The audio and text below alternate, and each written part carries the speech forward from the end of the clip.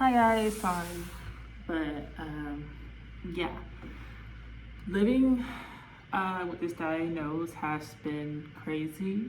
Honestly, um, I'm not sure how I'm doing with this. Um, I feel like I'm faking a lot of things, and I even signed up to go see a mental doctor to get back on my meds for my anxiety and my depression because it has been a huge issue with me for this whole week. It feels like I'm just like fake being happy and I can't keep all my emotions in check. And thankfully, I haven't had an anxiety attack, like a really bad one. But I don't know, it's really affecting my confidence, myself as a human being in general. And even when people try to call me on the phone, if I don't really have that fake happy tone to my voice, people are like, "What's wrong? What's going on?" And I'm just like, I don't really have, because like a lot of people say, "Oh, are you tired?" I say, "Yeah, I'm tired," because I have been working a lot of hours. So I kind of just say, "Yeah, I'm tired," but I've been feeling a bit more tired than usual after getting this diagnosis. I have not been sleeping that well at all.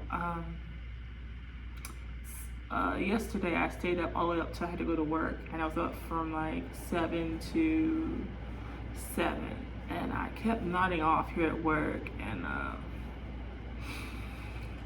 luckily I woke up on time to kind of get what I need to get done, but it's just, I don't know. A lot of people can kind of see a big change into my tone. I'm a bit more, I don't know how to say it, because how like you're happy and then you're trying to be happy because you work in a customer service field and you want to make other people happy, and you just kind of like, it's just like I don't want to really work in this kind of field. I just want to be in an office like by myself and let me just kind of just go through that, you know. But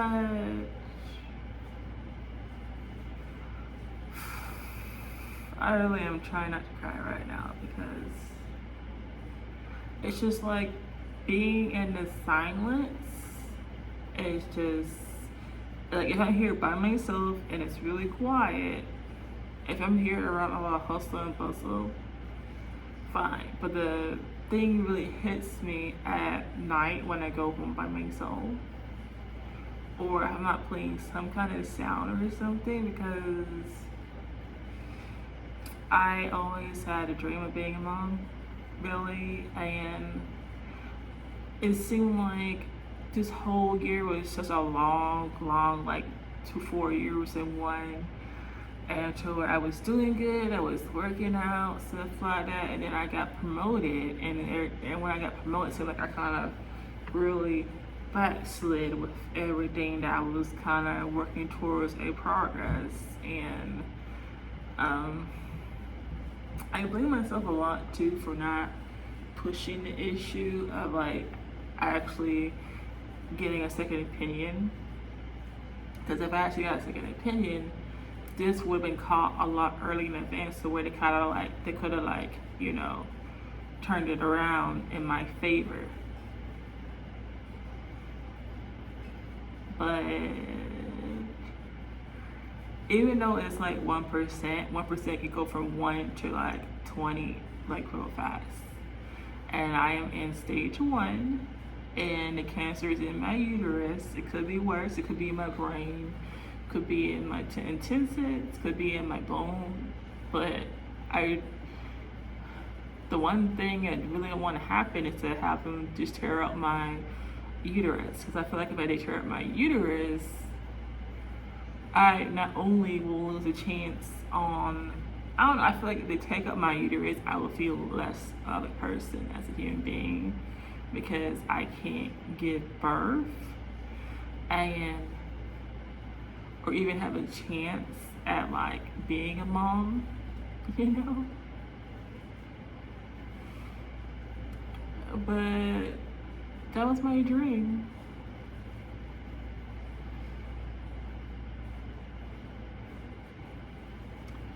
And I wanted that dream so bad. I was like in relationships to where I was not happy, but I was like, if I could just simply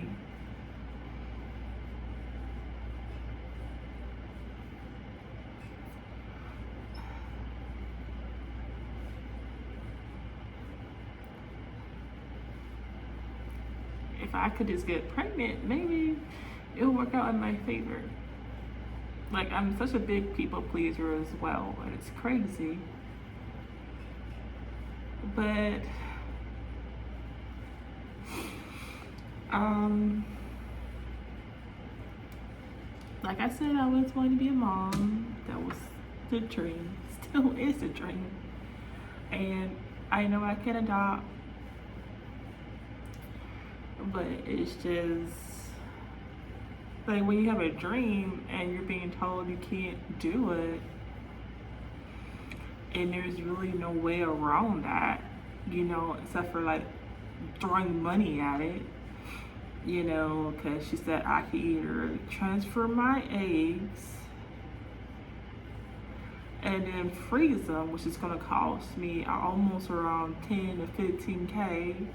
I could apply for scholarships or take out loans or stuff like that to do that dream, and then it'll be an extra $50,000 plus expenses if I want to transfer it to another person or have someone to really carry the baby for me that I know, like a family or friend or whatever.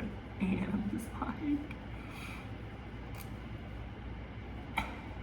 people who are being punished for getting what they want, like, what kind of crap is that?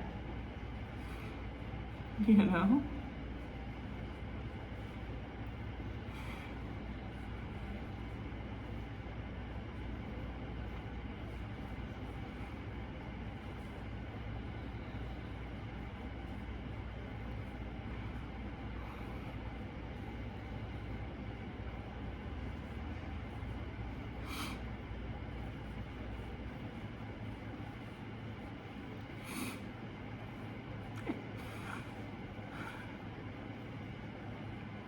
It's just like, yeah, I like seeing other people pregnant, but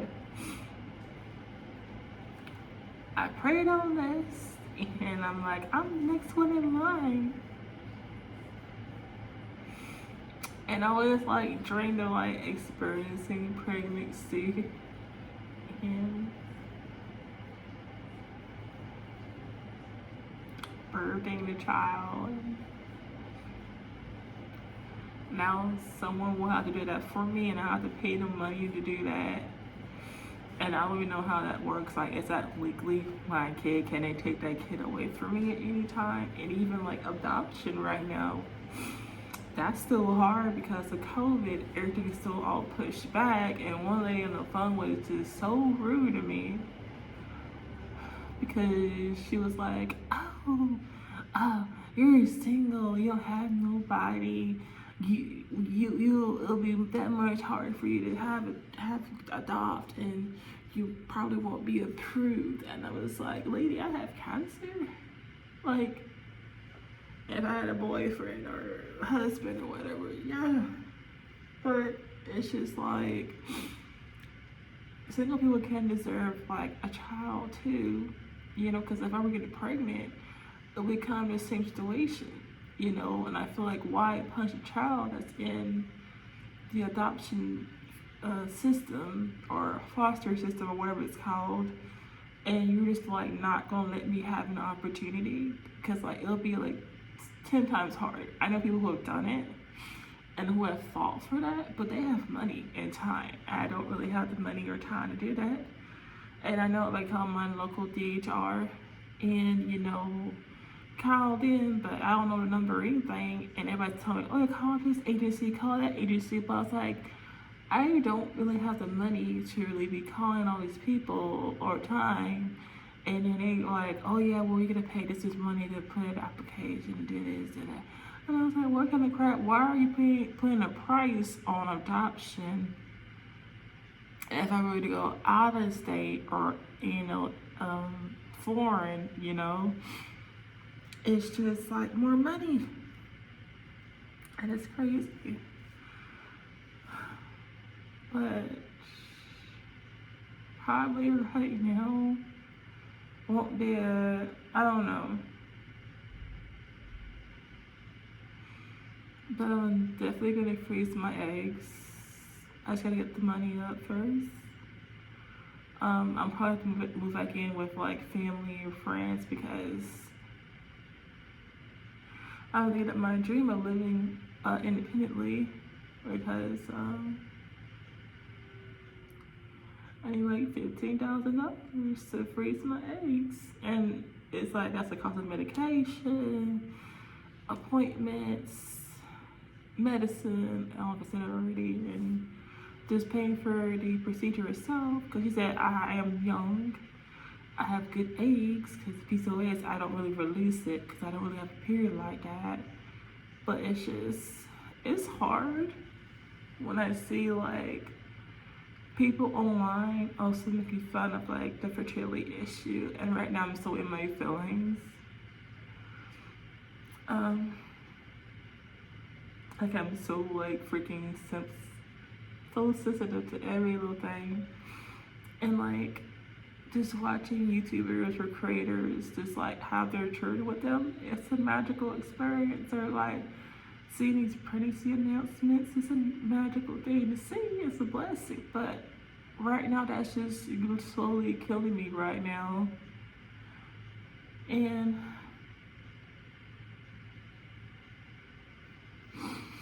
I don't want to seem like I'm crazy or like, gonna do stuff. Because I know if I keep talking like this, people gonna be like, whoa, she needs to go like somewhere for a while. And I'm just so afraid of opening up to people and telling people how I feel. I mean, I did to like my boss, and she totally understands where I feel. But like everybody else is like telling me to, yeah, let's take it out. It's no big deal. And I'm like, I've been trying to get pregnant for years. And this is why like I'm the issue in all of this.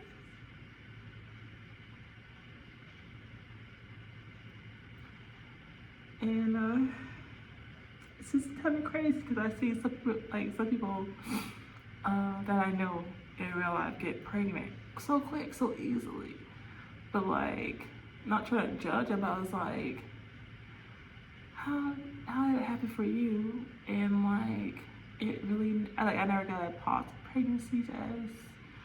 I thought I had symptoms at one time, but it never was like positive. So I'm not sure why that was. Cause I was really like throwing up, nauseous as hell. And it was like, I was 18, 19. I was like, wanted to eat everything in the house. And then like a couple days later, I started like bleeding. So I was like, what's going on with that, But I don't know.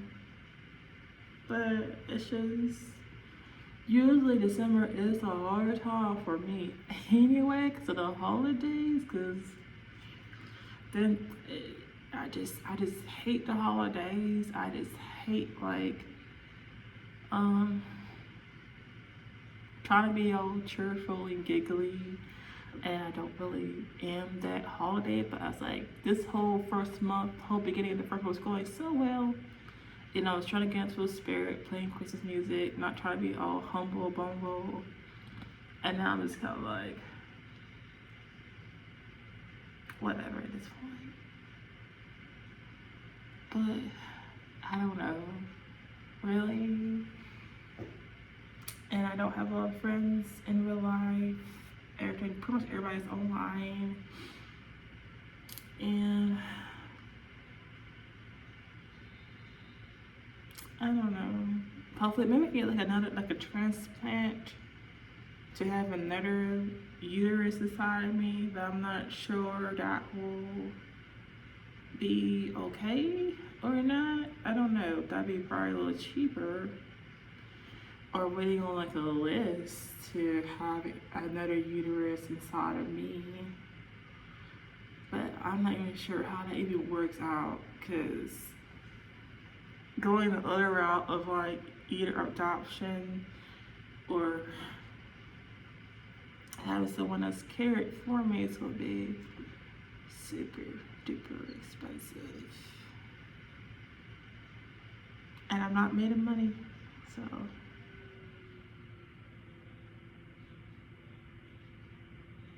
And just like dating in general has been difficult because like a lot of people don't want to date somebody in my position. So either I gotta find somebody who doesn't care about the issue at all, for real, or just like somebody who's infertile just like me, and we're just like be like that the Gucci rich couple in the neighborhood that has like no kids and living their best life. But I didn't really realize like how big my issue was until now. But I just don't want to use this opportunity and then be taken advantage of or like get scammed or something. But I'm gonna take my time, do my research, and see like what will happen. But I at least want to get like a house and then eventually start that route of like having a child, because I don't want like a baby, or I probably would like a toddler or somebody a bit older who's out of diapers already, or maybe somebody like high school, preschool, something like that, first, second grade. But I don't mind if I don't get a baby or something like that. Like if I do adoption, like I don't mind doing like school age or preteen or teen, because like I'm already a big kid anyways, you know. So hopefully they won't like reject me or give me a hard time.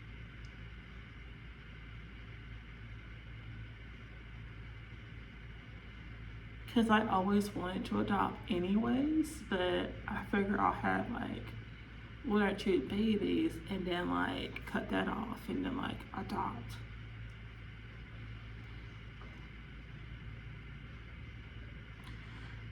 But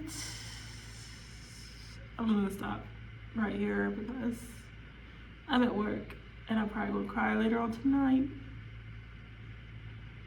Cause like I don't know if it's the medication making me emotional or what, or just like trying to process this. Cause like I had like 3 days to process this, and then like boom, back to work.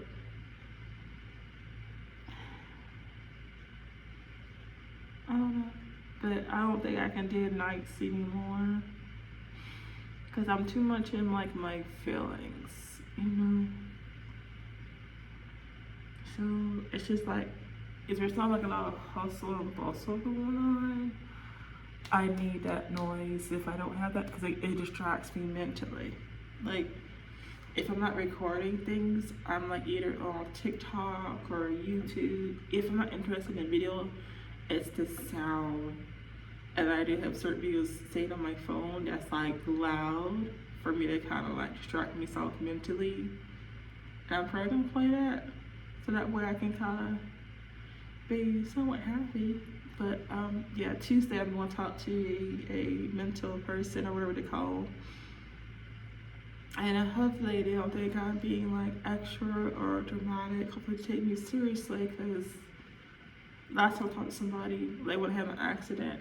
They were like, I couldn't get in touch with them, and I had like a whole panic. I had a whole freaking I don't know if it was anxiety attack or a panic attack, because I couldn't really focus or not, because like when the car kind of tilted a certain way, I just kind of went with it.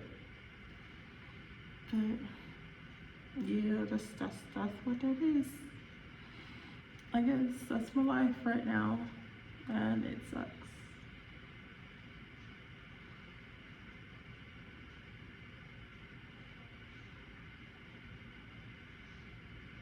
So bye.